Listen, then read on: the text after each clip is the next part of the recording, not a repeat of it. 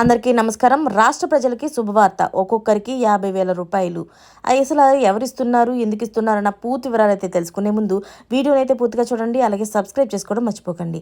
చాలామంది వీడియోని చూస్తున్నారు కానీ సబ్స్క్రైబ్ చేసుకోవడం మర్చిపోతున్నారు. దయచేసి సబ్స్క్రైబ్ చేసుకోండి. అలాగే వీడియోనైతే పూర్తిగా చూడండి. అప్పుడే మీకు పూర్తిగా అర్థమవుతుంది. అయితే ఆంధ్రప్రదేశ్ ప్రభుత్వం పేదలకు తీపి కబురైతే చెప్పింది. వచ్చే 3 ఏళ్లలోని 17 లక్షల ఇళ్లు నిర్మాణం పూర్తి చేయాలని ముఖ్యమంత్రి చంద్రబాబు అధికారులకు ఆదేశాలు జారీ చేశారు.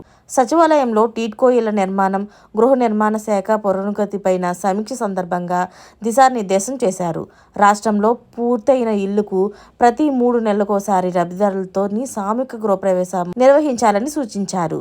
వచ్చే ఉగాది నాటికి 5 లక్షల మంది ఇళ్లు తాళాలు అందించాలని సూచించారు.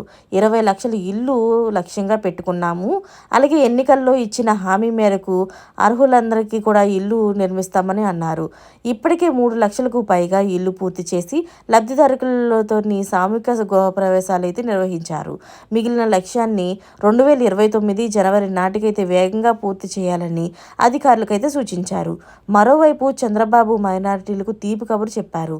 ఎస్సీ, ఎస్టీ, బీసీ, పీవీటీజీలకు ప్రధానమంత్రి ఆవాస్ యోజన కింద నిర్మాణం చేపట్టే ఇళ్లకు అదనంగా ఆర్థిక సాయం అందిస్తున్నారు. అయితే తాజాగా ముస్లింలకు కూడా 50,000 రూపాయలు అదనంగా ఇవ్వాలని నిర్ణయించారు ముఖ్యమంత్రి.